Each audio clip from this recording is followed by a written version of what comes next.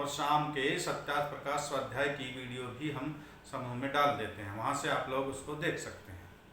अब वेद विषय चल रहा है। प्रश्न किया है, वेद ईश्वर कृत हैं, अन्य कृत नहीं, इसमें क्या प्रमाण है? इस बात का क्या प्रमाण है कि ये वेद ईश्वर ने ही बनाए हैं, ईश्वर के द्वारा ही प्रदान किए गए हैं, ये वेदों का ज्ञान ईश्वर कृत है, इसका क्या प्रमाण है आपके पास? ये प्रश्न पूछ रहे हैं पूर्व पक्षी। उत्तर, जैसे ईश्वर पवित्र, सर्व विद्यावित, शुद्ध गुण कर्म स्वभाव, न्यायकारी, दयालु आदि गुण वाला है, वैसे जिस पुस्तक में ईश्वर के गुण कर्म स्वभाव के अनुकूल कथन हो वह ईश्वरकृत, अन्य नहीं। यानी जैसे ईश्वर के गुण कर्म स्वभाव हैं, वैसे ही उसकी लिखी पुस्तक में, उसकी बताई पुस्तक में, उसके दिए वेद ज्ञान में वैसे ही गुण परिलक्षित होने चाहिए। अब ईश्वर दयालु है तो उसका लिखा जो पुस्तक है उसमें भी दया का ही भाव होना चाहिए। यदि ईश्वर न्यायकारी है तो उसके लिखे पुस्तक में भी न्याय की बात होनी चाहिए। यदि ईश्वर सर्वज्ञ है तो उसके लिखी पुस्तक में भी उसकी सर्वज्ञता प्रतिलक्षित होनी चाहिए। यदि ईश्वर शुद्ध स्वरूप है तो उसके लिखे पुस्तक में, उसके बताए पुस्तक में, उसके दिए वेद ज्ञान में भी वैसा ही गुण प्रतिलक्षित होना चाहिए। और जिसमें सृष्टि क्रम प्रत्यक्षादि प्रमाण आप्तों के और पवित्रात्मा के व्यवहार से विरुद्ध कथन ना हो वह ईश्वरोक्त है। अर्थात सृष्टि क्रम, जो भी सृष्टि क्रम है, यानी सृष्टि का निर्माण किस प्रकार होता है, सृष्टि निर्माण की प्रक्रिया क्या है, उसका क्रम क्या है। जैसे किस्से कहानियों में हम सुनते हैं, ईश्वर ने कहा तथास्तु, वह बूढ़े से जवान बन गया, जवान से बूढ़ा बन गया, मनुष्य से वह पशु पक्षी बन गया। इस प्रकार का सृष्टि क्रम में कहीं देखने को नहीं आता। इसलिए यह सब मिथ्या कपोल कल्पनाएं हैं। और जितने भी दूसरे पुस्तक हैं मत मतांतरों वाले, उनमें उस प्रकार की मिथ्या भ्रांतियां अनेकों भरी पड़ी हैं। और ईश्वरकृत जो वेद हैं उन वेदों में कहीं भी सृष्टि क्रम के विरुद्ध कोई वर्णन नहीं मिलता। दूसरा, प्रत्यक्षादि प्रमाण, जो प्रत्यक्ष प्रमाण हैं, जिनको हम देखते हैं, सुनते हैं, जिनको प्रत्यक्ष आदि प्रमाणों से हम जान लेते हैं, वो सब घटनाएं और आप्तों के और पवित्र आत्माओं के व्यवहार, आप्त कहते हैं ऋषियों को, और पवित्र आत्मा भी ऋषि ही होते हैं, जो योगी ऋषि मुनि हैं, उनके व्यवहार से विरुद्ध कथन ना हो। यानी जो भी ऋषियों का व्यवहार है, जो भी ऋषियों के लिखे ग्रंथ हैं, उन ग्रंथों में ऋषियों के मत में वेद का कहीं भी खंडन नहीं होता, वेद के विरुद्ध कोई मत नहीं मिलता, इसलिए यह ईश्वरोक्त ही माना जाता है। जैसा ईश्वर का निर्भ्रम ज्ञान, वैसा जिस पुस्तक में भ्रांति रहित ज्ञान का प्रतिपादन हो वह ईश्वरोक्त। ईश्वर का ज्ञान निर्भ्रांत है, ईश्वर को किसी प्रकार की भ्रांति नहीं होती, ईश्वर अज्ञानी नहीं होता, ईश्वर अल्प शक्ति वाला नहीं होता। संसार भर का कोई नियम ईश्वर से ऊपर नहीं, सारे नियम ईश्वर के बनाए हुए हैं, सारा ब्रह्मांड ईश्वर के अधीन है। जैसा परमेश्वर है और जैसा सृष्टि क्रम रखा है, वैसा ही ईश्वर सृष्टि कार्य कारण और जीव का प्रतिपादन जिसमें होवे वह ईश्वरोक्त पुस्तक होता है।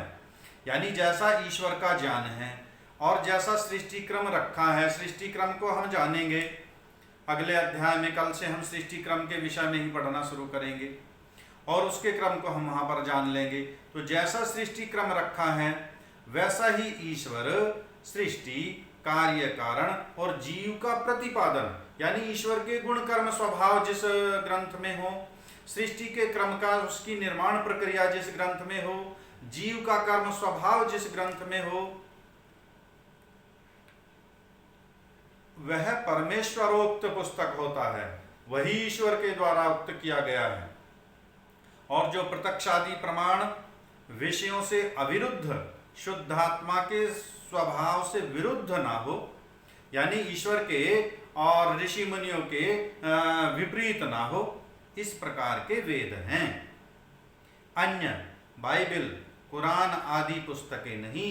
ये जो वर्तमान में चल रही हैं बाइबिल, कुरान आदि पुस्तकें, उनमें जो मिथ्या मिथ्या भ्रांतियां भरी पड़ी हैं। ये कुरान एक और तो ईश्वर अल्लाह को दयालु कहती है और सबका रक्षक है, और हजारों निर्जीव पशुओं को, निरीह पशुओं को मारने की आज्ञा देती है। जो मोहम्मद साहब पर ईमान ना लाए उसका गला नाप दो, उसकी गर्दन काट दो। ऐसा निर्दोष मरने वाला तो दोजख की आग में जलेगा, और जो हत्यारा है उसको जन्नत मिलेगी। ये सृष्टि क्रम के विपरीत, ये कर्म फल व्यवस्था के विपरीत, ये ईश्वर की न्याय व्यवस्था के विपरीत। जो मनुष्य की हत्या करेगा, जो जीव की हत्या करेगा, जो पापाचरण करेगा, उसको अवश्यम में भोक्तव्यम कृतम कर्म शुभाशुभम, उसे तो दंड भुगतना पड़ेगा। जबकि वो उनकी पुस्तक बताती है कि उसको जन्नत मिलेगी, स्वर्ग मिलेगा।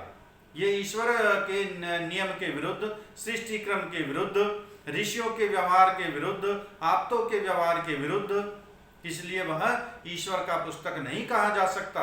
ये तो थोड़ी सी एक परीक्षा की है। जब पूरी उसको हम पढ़ेंगे पुस्तक को, तो कितनी कितनी भ्रांतियां उसमें आएंगी। इसमें भी आगे दिया हुआ है 14वां सम्मुलास उनके विषय में। कुरान और बाइबिल कहते हैं जब सृष्टि का निर्माण नहीं हुआ था, ईश्वर का आत्मा जल के ऊपर डोलता था। बाइबिल में लिखा है ईश्वर का आत्मा जल के ऊपर डोलता था। अर्थात ईश्वर का आत्मा कोई शरीरधारी है जो जल के ऊपर घूम रहा है। एक देशीय है क्या जल के ऊपर घूम रहा है? बीच में नहीं। इस प्रकार की जो भ्रांतियां हैं, ये सब ईश्वर के गुण कर्म स्वभाव के विरुद्ध हैं। इसलिए वे ग्रंथ ईश्वरोक्त नहीं कहे जा सकते। वेदों में एक भी वाक्य, एक भी मंत्र इस प्रकार का नहीं जो ईश्वर के गुण कर्म स्वभाव के विपरीत हो, जो ईश्वर इसके सृष्टि क्रम के विपरीत हो। इसलिए वेद ईश्वरोक्त पुस्तक हैं।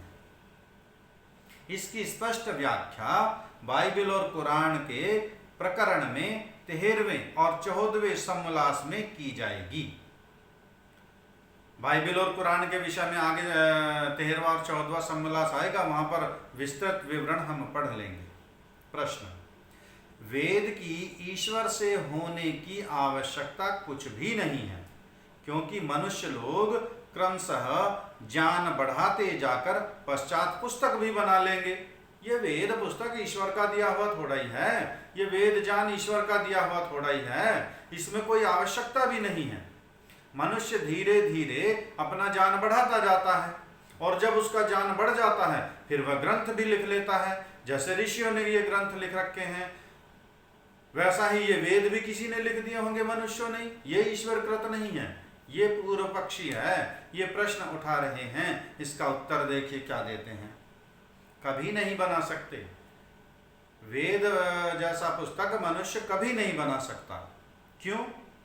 क्योंकि बिना कारण के कार्योत्पत्ति का होना असंभव है। जब तक कारण नहीं होगा तब तक कार्य हो ही नहीं सकता। किस प्रकार का कारण? जैसे जंगली मनुष्य सृष्टि को देखकर भी विद्वान नहीं होते। जो जंगल में रहने वाले मनुष्य हैं, उस सृष्टि क्रम को देखकर भी विद्वान नहीं होते। जैसा ये बता रहे हैं कि क्रम से धीरे धीरे ज्ञान सीखते जाएंगे और अपना ज्ञान बढ़ा लेंगे। जब उनको कोई शिक्षक मिल जाए तो विद्वान होते हैं, और यदि कोई उचित योग्य शिक्षक ना मिले तो वे विद्वान नहीं हो सकते, चाहे उनकी कितनी भी पीढ़ियां इस प्रकार जंगलों में रहती रहें।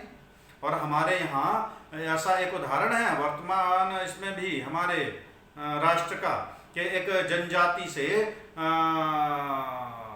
विद्या उन्होंने पढ़ी, विद्वान हुए, और वो कहाँ तक पहुँचे?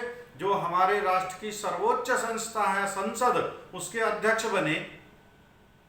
नाम था उनका पीए संगमा। जनजाति कबीले से आते थे, लेकिन स्वाध्याय किया, अध्ययन किया, विद्या पढ़ी, विद्वान बने और उच्च कोटि का पद प्राप्त किया। तो ये विद्या पढ़ाने से ही पढ़ी जाती है, सीखने से ही सीखी जाती है। आज भी वर्तमान में भी अनेकों जनजातियां जंगलों में रह रही हैं, वो विद्वान नहीं होते, वो विद्या नहीं सीख पाते, तो स्वतः अभ्यास से नहीं सीखा जा सकता। और अब भी किसी से पढ़े बिना कोई भी विद्वान नहीं होता। यदि बिना पढ़े ही विद्वान हो जाते तो सब माता पिता जो वर्तमान में अपने बच्चों को विद्यालयों में भेजते हैं, डॉक्टर साहब का अभी हमने परिचय कराया, डॉक्टर साहब प्रोफेसर हैं दिल्ली विश्वविद्यालय में, तो ये बड़े बड़े विद्यालय क्यों बनते यदि व्यक्ति बिना पढ़ाए ही सीख लेता। फिर ना अध्यापकों की आवश्यकता, ना विद्यालयों की आवश्यकता, ना प्राइमरी विद्यालयों की आवश्यकता, ना माध्यमिक विद्यालयों की आवश्यकता, ना बड़े बड़े विश्वविद्यालयों की आवश्यकता। इस प्रकार जो परमात्मा उन आदि सृष्टि के ऋषियों को वेद विद्या ना पढ़ाता और वे अन्य को ना पढ़ाते तो सब लोग अविद्वान ही रह जाते। सृष्टि के प्रारंभ में जो चारों ऋषियों को परमेश्वर ने वेद ज्ञान दिया था, यदि ईश्वर प्रारंभ में उन ऋषियों को वेद ज्ञान ना देता तो क्या ये वेद ज्ञान हम तक पहुंचता? क्या कोई विद्वान हो पाता? क्या कोई इन सृष्टि के रहस्यों को खोल पाता? क्या कोई ईश्वर और आत्मा के स्वरूप को ठीक ठीक समझ पाता? क्या कोई सृष्टि के प्रलय और निर्माण की प्रक्रिया को ठीक ठीक जान पाता? कोई नहीं समझ पाता। जैसे किसी के बालक को जन्म से एकांत देश अविद्वानों व पशुओं के संग में रख देवें तो वह जैसा संग है वैसा ही बन जाएगा।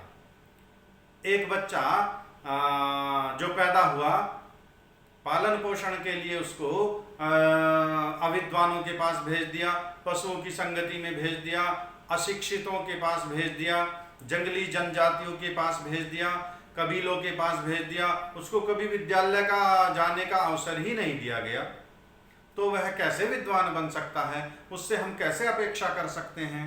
कोई नहीं कर सकता। इसका दृष्टांत जंगली भील आदि हैं जो वर्तमान में भी विद्वान नहीं हो पाए हैं। जब तक आर्यावर्त देश से शिक्षा नहीं गई थी तब तक मिस्र, यूनान और यूरोप देश आदिस्थ मनुष्यों में कुछ भी विद्या नहीं हुई थी, और इंग्लैंड के कोलंबस आदि पुरुष अमेरिका में जब तक नहीं गए थे तब तक वे भी सहस्रों, लाखों, करोड़ों वर्षों से मूर्ख अर्थात विद्याहीन थे, पुनः सुशिक्षा के पाने से विद्वान हो गए हैं। वैसे ही परमात्मा से सृष्टि की आदि में विद्या शिक्षा की प्राप्ति से उत्तरोत्तर काल में विद्वान होते आए हैं। जब तक आर्यवर्त देश से शिक्षा नहीं गई थी, ये जो हमारा भारतवर्ष है, संसार भर के देशों में विद्या यहीं से गई है। संसार भर के लोग विद्या पढ़ने यहाँ आते थे और हमारे ऋषि मुनियों के पास बैठ करके, उनके चरणों में बैठ बैठ करके उन्होंने विद्या प्राप्त की और अपने देशों में जाकर उस विद्या का प्रचार किया। हमारे यहाँ नालंदा, तक्षशिला, अयोध्या, वाराणसी एक से एक शिक्षा के केंद्र थे, बड़े बड़े रिसर्च सेंटर थे, और इसके लिए मनु महाराज ने लिखा भी है, एतद देश प्रसूतस्य सकाशादाग्र जन्मना स्वयं स्वयं चरित्रम शिक्षेरन पृथिव्याः सर्वमानवः। यही देश है, एतद देश प्रसूतस्य, ये हमारा राष्ट्र था जो संसार भर के लोगों को विद्या देने वाला था। यहीं से ये सिद्धांत सब विदेशी लोगों के पास गए हैं। जब तक उनके पास ये सिद्धांत नहीं थे, जब तक उनके पास विद्या नहीं थी, वो लोग मूर्ख थे, अनजान थे, अविद्वान थे। यहाँ से गई हुई विद्या को प्राप्त करके तब उन्होंने विकास किया अपना। और जब हमने ये पठन पाठन की विद्या को छोड़ा, जब से हमने अपना ये स्वाध्याय प्रवचन का कार्य बंद किया, तब से हम आलस प्रमाद में आकर विद्या से दूर हटते चले गए, वैदिक सिद्धांतों से दूर हटते चले गए। दूसरे लोग उन्नति करते चले गए, जिन्होंने विद्या का पठन पाठन जारी रखा, जो आज भी स्वाध्याय कर रहे हैं, वेदों पर रिसर्च कर रहे हैं, वो आगे बढ़ रहे हैं। चीन ने सूर्य बना लिया कृत्रिम। देखो ये सब वेद विद्या के बिना कैसे संभव है। जो उस विद्या को प्राप्त करता है, उस पर रिसर्च करता है, वो आगे बढ़ सकता है। तो इसलिए बिना विद्या के, बिना पढ़े कोई भी विद्वान नहीं बन सकता। सा पूर्वेशामपि गुरुः काले नानवच्छेदात्। ये देखिए योग दर्शन का सूत्र कई बार ये स्वाध्याय में आया है, कई बार इसका उदाहरण दिया है हमने पूर्व में। तो ये कहते हैं सामिंस वहा परमेश्वर पूर्वेशामपि गुरु, जितने भी हमारे पूर्व के गुरु हुए हैं उन सब का गुरु वह परमपिता परमेश्वर ही है। काले नानवच्छेदात्, काल का कोई प्रभाव नहीं पड़ता, भूत भविष्य वर्तमान का, 100 वर्ष, 500 वर्ष, 1 करोड़ वर्ष, 1 अरब वर्ष, 100 करोड़ वर्ष, ईश्वर के ऊपर समय का कोई प्रभाव नहीं पड़ने वाला। जैसे वर्तमान समय में हम लोग अध्यापकों से पढ़ के ही विद्वान होते हैं, जितनी जितनी विद्या हमारे पास है, जितना जितना सिद्धांत हमारे पास है, हम सब ने ये विद्या ग्रहण की है, हम सब ने स्वाध्याय किया है, हम सब पढ़कर ही कोई डॉक्टर बना है, कोई इंजीनियर बना है, कोई अध्यापक बना है, कोई वैज्ञानिक बना है, तो सबने स्वाध्याय किया है, सबने विद्या प्राप्त की है। बिना विद्या पढ़े हुए कोई भी विद्वान नहीं बन सकता। और जैसे हम अध्यापकों से पढ़े हैं, वैसे परमेश्वर सृष्टि के प्रारंभ में उत्पन्न हुए अग्नि आदि ऋषियों का गुरु अर्थात पढ़ाने हारा है। परमेश्वर ने भी सृष्टि के प्रारंभ में इन चारों ऋषियों को ये वेद ज्ञान दिया। उन्हीं चारों ऋषियों से ब्रह्मा जी ने वो वेद ज्ञान प्राप्त किया। वही वेद ज्ञान क्रम से चलता हुआ हमारे पास तक आया है। और यदि परमेश्वर प्रारंभ में पढ़ाता ही ना, तो सब पशुवती रहते फिर तो। क्योंकि जैसे जीव सुषुप्ति और प्रलय में ज्ञान रहित हो जाते हैं, वैसा परमेश्वर नहीं होता। हम जब सो जाते हैं तो फिर भूल जाते हैं सारी चिंताएं, सारी भागदौड़, सारी जितनी भी हमारी दैनिक क्रियाएं होती हैं, कल क्या करना है, परसों क्या करना है, शाम को क्या करना है, सुबह को क्या करना है, सोते समय सोते हुए हम सब कुछ फिर भूल जाते हैं। या फिर प्रलय काल में, वहाँ भी आत्मा सुषुप्ति में ही रहता है प्रलय काल में भी, तो इसका सारा ज्ञान समाप्त हो जाता है। वैसा परमेश्वर का नहीं होता। परमेश्वर का ज्ञान सदैव बना रहता है, उसका ज्ञान नित्य है। इसलिए यह निश्चित जानना चाहिए कि बिना निमित्त से नैमित्तिक अर्थ सिद्ध कभी नहीं हो सकता। जब तक निमित्त ना हो तब तक नैमित्तिक अर्थ किस प्रकार सिद्ध होगा। प्रश्न, वेद संस्कृत भाषा में प्रकाशित हुए और वे अग्नि आदि ऋषि लोग उस संस्कृत भाषा को नहीं जानते थे, फिर वेद का अर्थ उन्होंने कैसे जाना? ये भी शंका है कि वेद तो सारे संस्कृत में हैं और सृष्टि के प्रारंभ में जो 4 ऋषि हुए, अग्नि, आदित्य, वायु, अंगिरा, उनको संस्कृत आती ही नहीं थी, फिर वेद कैसे पढ़ लिए उन्होंने ईश्वर से? ये एक प्रश्न है, शंका है इनकी। उत्तर, परमेश्वर ने जनाया। संस्कृत के विषय में भी चूंकि पढ़ाने वाला तो परमेश्वर ही है, ईश्वर ही तो पढ़ा रहा है, उस ईश्वर ने ही उनको पढ़ाया। और धर्मात्मा योगी महर्षि लोग जब जब जिस जिसके अर्थ को जानने की इच्छा करके ध्यानावस्थित हो, परमेश्वर के स्वरूप में समाधिस्थ हुए, तब तब परमात्मा ने अभीष्ट मंत्रों के अर्थ जनाए। जब बहुतों के आत्माओं में वेदार्थ प्रकाश हुआ, तब ऋषि मुनियों ने वह अर्थ और ऋषि मुनियों के इतिहास पूर्वक ग्रंथ बनाए।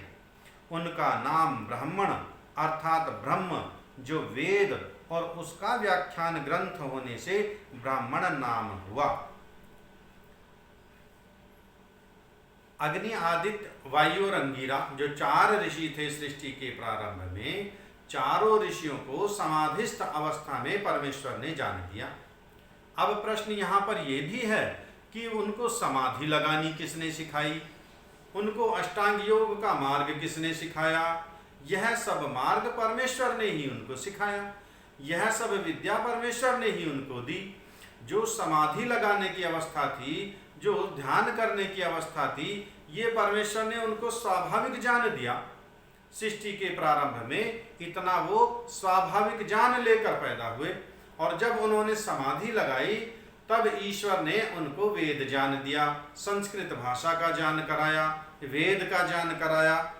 और जब जब जो ऋषि ईश्वर का, जैसे हम विद्यालय में पढ़ने जाते हैं और वहाँ पर कोई शंका होती है, प्रश्न होता है, अपने अध्यापकों से पूछते हैं, गुरुजी ये प्रश्न बताइए, गुरुजी इसका उत्तर बताइए, इसका हल कीजिए। अध्यापक गण विद्यार्थियों की सहायता करते हैं। इसी प्रकार ऋषियों ने भी समाधि की अवस्था में बैठकर परमेश्वर से ही इसी प्रकार पढ़ा, जैसे हम अध्यापक से पढ़ते हैं, इसी प्रकार परमेश्वर ने उनको पढ़ाया समाधिस्थ अवस्था में। महर्षि स्वामी दयानंद सरस्वती जी ने भी जब वेद भाष्य किया था तो उनके समकालीन एक व्यक्तियों ने लिखा है कि महर्षि जब आते थे वेद मंत्र पूछते थे और उसका भाष्य बोलते थे, लिखता था दूसरा व्यक्ति। तो कई बार ऐसा होता था कि ऋषि मंत्र को सुन करके और अंदर वाले कमरे में चले जाते थे और गेट बंद कर लेते थे, और फिर 10 मिनट 20 मिनट आधा घंटे बाद बाहर निकल करके आते थे और फिर लिखवाना प्रारंभ करते थे, चलो जी अब लिखो। अर्थात वो समाधि में बैठकर उस मंत्र को ईश्वर से सुनते थे, पढ़ते थे, जानते थे उसके विषय में, तब आकर के उसका वह भाष्य कराते थे। आज वर्तमान में अनेकों व्यक्ति ऐसे हैं जो अपनी प्रसिद्धि के लिए, लोकेशना के लिए अथवा वित्तेषणा के लिए वेद भाष्य करने बैठ जाते हैं, लेकिन वास्तव में वेद भाष्य करने का अधिकार भी और योग्यता भी, सामर्थ्य भी एक ऋषि की ही हो सकती है, सामान्य व्यक्ति की नहीं।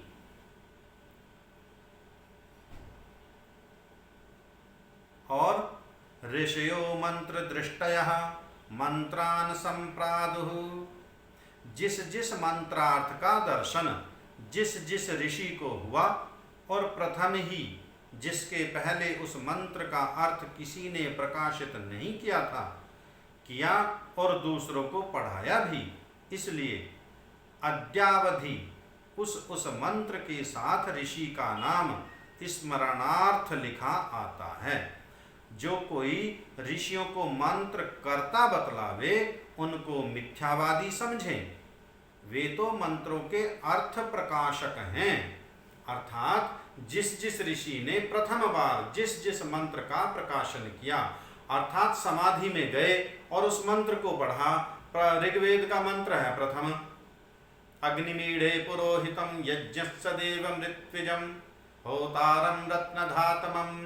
इस मंत्र को जिस ऋषि ने प्रथम बार ईश्वर से पढ़ा, उसी का नाम मंत्र के पूर्व लिखा गया स्मरण के लिए। अब जब हम वेद भाष्य पढ़ते हैं ना, तो उसमें सबसे पहले ऋषि लिखा आता है, मंत्र का ऋषि कौन है, मंत्र का विषय कौन है, छंद कौन सा है, ये सारी चीजें भाष्य के पूर्व लिखी आती हैं।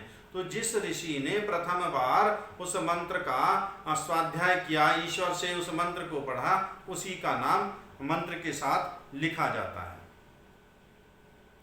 प्रश्न, वेद किन ग्रंथों के नाम हैं? किन ग्रंथों को वेद कहते हैं? उत्तर, ऋग्वेद, यजुर्वेद, सामवेद और अथर्ववेद मंत्र संहिताओं का, अन्य का नहीं। केवल इन 4 पुस्तकों का नाम ही वेद है, अन्य पुस्तकों को वेद नहीं माना जाता, उनका नाम वेद नहीं है। प्रश्न, मंत्र ब्राह्मणयोर्वेद नामधेयम् इत्यादि कात्यायनादिकृत प्रतिज्ञा सूत्रादि का अर्थ क्या करोगे? उत्तर, देखो, संहिता पुस्तक के आरंभ अध्याय की समाप्ति में वेद यह सनातन से शब्द लिखा आता है, और ब्राह्मण पुस्तक के आरंभ व अध्याय की समाप्ति में कहीं नहीं लिखा। जो ब्राह्मण ग्रंथ हैं वो ऊपर दिया भी है कि ऋषियों ने परमेश्वर से स्वाध्याय किया, पढ़ा, और फिर उसके पढ़ करके हम अगले वाले आने वाले मनुष्यों के लिए उसका सरलीकरण करके ब्राह्मण ग्रंथ बनाए, उन वेदों की, मंत्रों की व्याख्या एक एक ब्राह्मण ग्रंथों में की है, उनका नाम ब्राह्मण ग्रंथ है। और इसलिए संहिता पुस्तक के आरंभ, अध्याय की समाप्ति में वेद यह सनातन शब्द लिखा आता है। ब्राह्मण ग्रंथों में ऐसा शब्द नहीं मिलता। और निरुक्त में भी इत्यापि निगमो भवति इति ब्राह्मणम् छांदो ब्राह्मणानि चैतद विषयाणि। इस से भी स्पष्ट विदित होता है कि वेद मंत्र भाग और ब्राह्मण व्याख्या भाग है। वेद में तो मंत्र है केवल, जो ऋषियों को समाधि अवस्था में ईश्वर ने जान दिया, और ब्राह्मण व्याख्या है। मंत्र कहते हैं बीज को, अर्थात वो तो बहुत संक्षिप्त में है, और ब्राह्मण ग्रंथों में एक एक शब्द की व्याख्या करके ऋषियों ने फिर समझाया। इसमें जो विशेष देखना चाहें सो मेरी बनाई ऋग्वेद आदि भाष्य भूमिका में देख लीजिए। जिन्हें विशेष देखना है तो उसमें स्पष्ट लिखा हुआ है। वैसे सत्यार्थ प्रकाश का स्वाध्याय जब ये पूर्ण हो जाएगा तो इसके बाद हम ऋग्वेद आदि भाष्य भूमिका का भी स्वाध्याय करेंगे, उसकी भी कक्षा हम आगे चलाएंगे। वहाँ अनेकशः प्रमाणों से विरुद्ध होने से यह कात्यायन का वचन नहीं हो सकता, ऐसा ही सिद्ध किया गया है। क्योंकि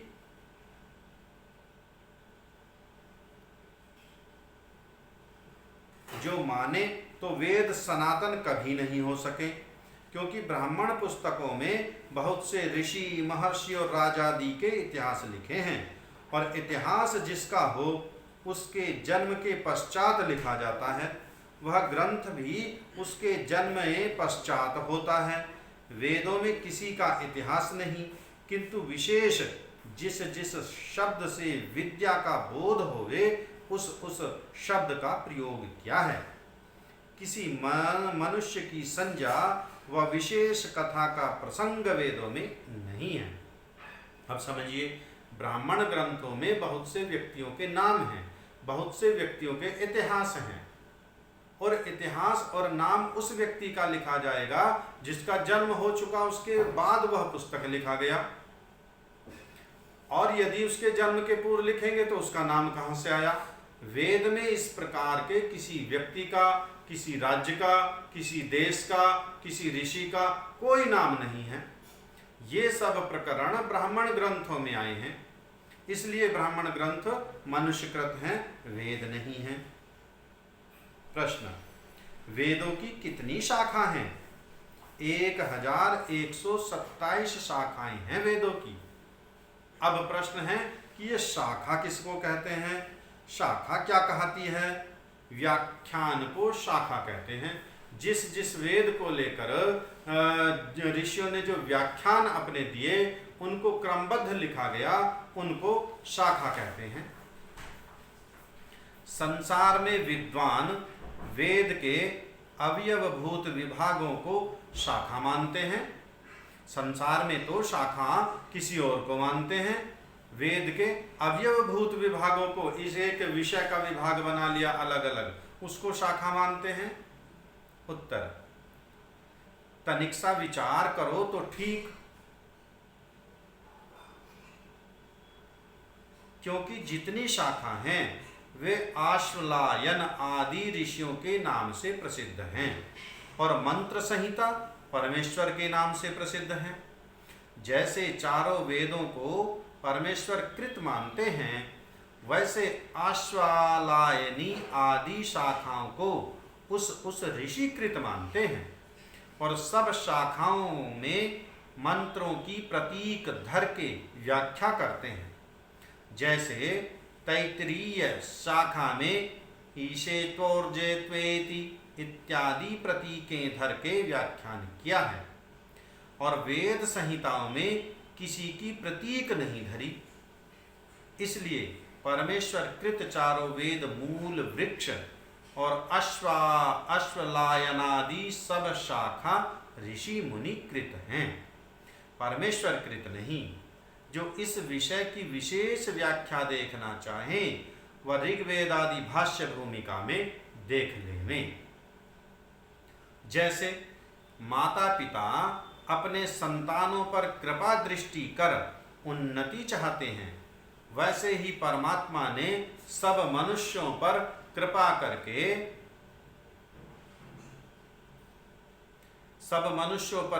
करके वेदों को प्रकाशित किया है, जिससे मनुष्य अविद्यांधकार भ्रमजाल से छूटकर विज्ञान रूप सूर्य को प्राप्त होकर अत्यानंद में रहे और विद्या तथा सुखों की वृद्धि करते जाएं। जैसे माता पिता अपने संतानों पर कृपा दृष्टि कर उन्नति चाहते हैं, सब माता पिता अपने संतानों का उत्थान चाहते हैं, उन्नति चाहते हैं, वैसे ही परमात्मा ने भी सब मनुष्यों पर कृपा करके वेदों को प्रकाशित किया।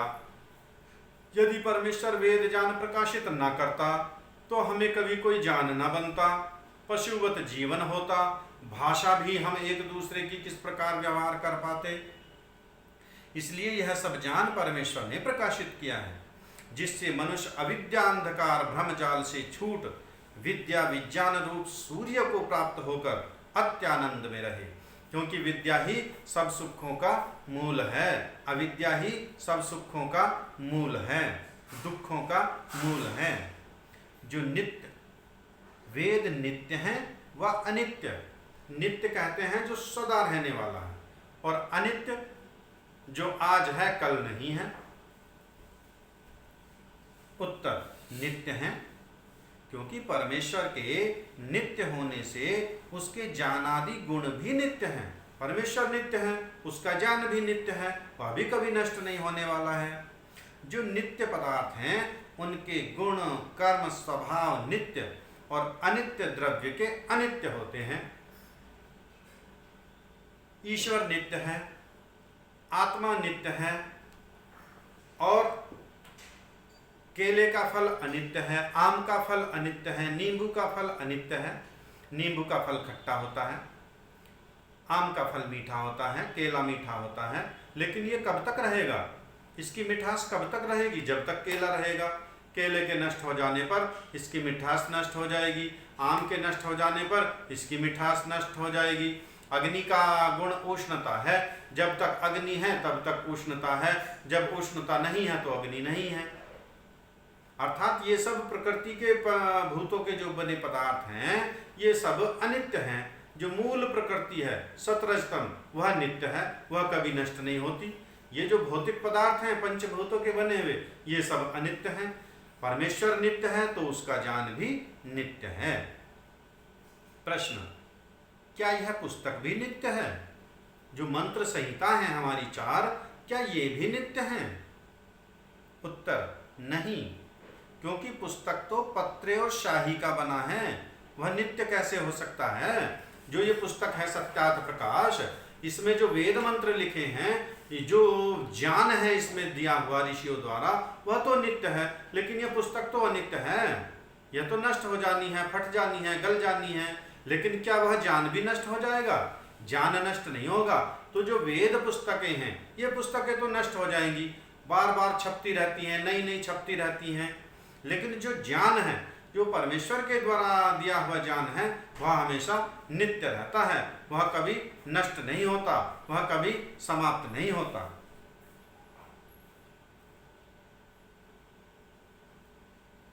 किंतु जो शब्द अर्थ और संबंध हैं वो नित्य हैं। जो उसमें शब्द दिए हैं, जो शब्द का भाव दिया है, वह हमेशा नित्य रहने वाला है, वह कभी नष्ट नहीं होने वाला है। प्रश्न, ईश्वर ने उन ऋषियों को ज्ञान दिया होगा और उस ज्ञान से लोगों ने वेद बना लिए होंगे।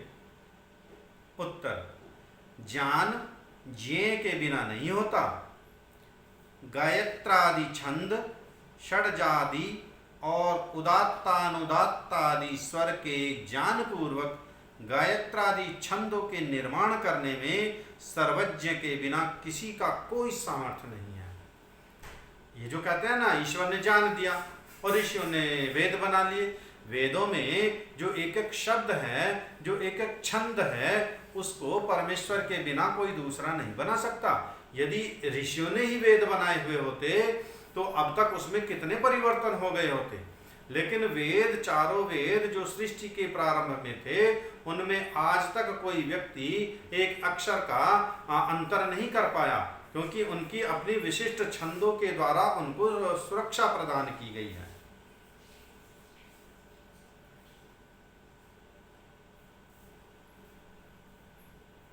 सामर्थ्य नहीं है कि इस प्रकार का सर्वज्ञान युक्त शास्त्र बना सके।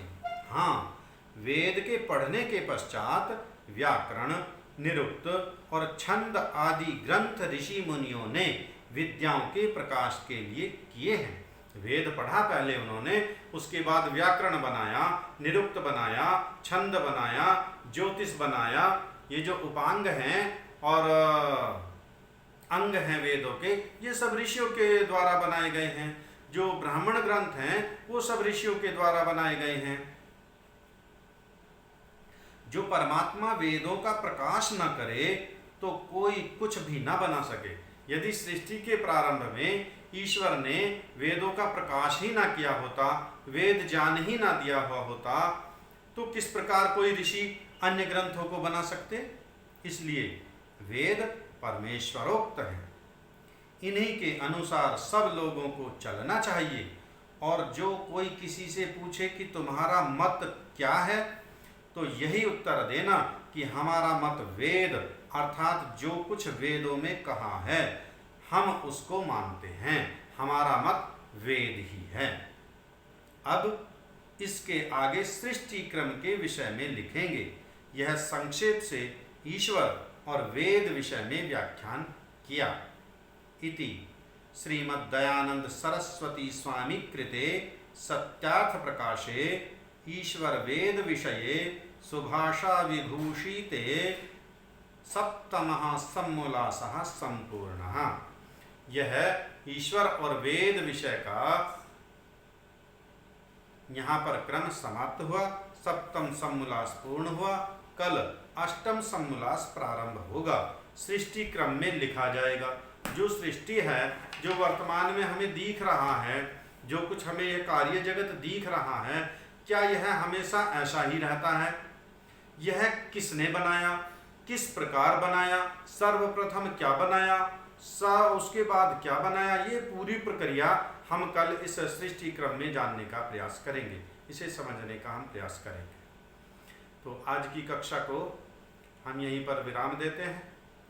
किसी का कोई प्रश्न है, कोई शंका है तो आप पूछ सकते हैं।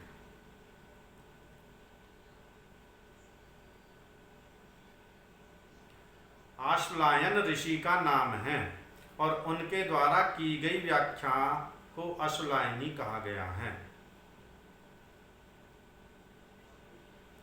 अश्वलायन ऋषि का नाम है।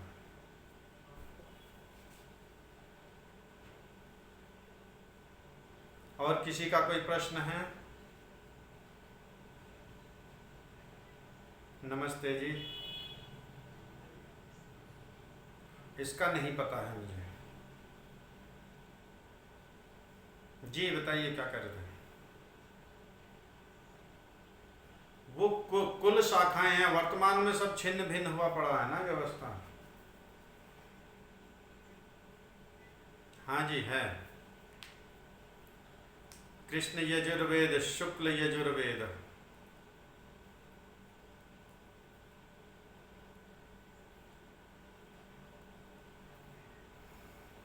अधिकृत तो नहीं है।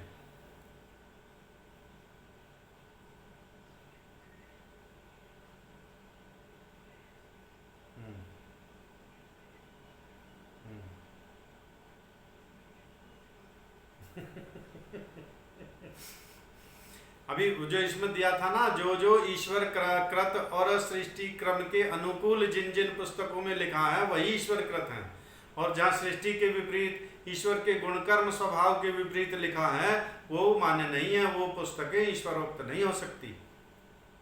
इसी में तो आया था। अभी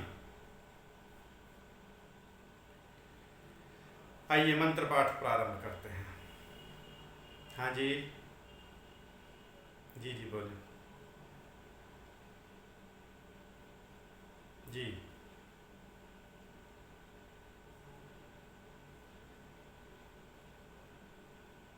जी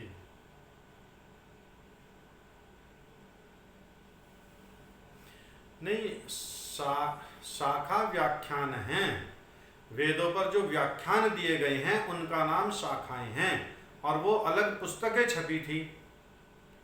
अब वो बीच के काल में जब आताताई यहाँ रहे हैं ना, सारे पुस्तकालय जला दिए गए, सारा साहित्य नष्ट कर दिया गया, तो जो उपवेद हैं हमारे वो सब गायब हो गए हैं। जो हमारे धर्म सूत्र हैं वो सब, बहुत सारी पुस्तकें गायब हो गई हैं। तो आज उपलब्ध कितने हैं वर्तमान में ये मैं नहीं कह सकता कितने हैं, लेकिन पूरे पूरे नहीं हैं, बहुत कम हैं, बहुत कम हैं। आइए मंत्र पाठ करते हैं।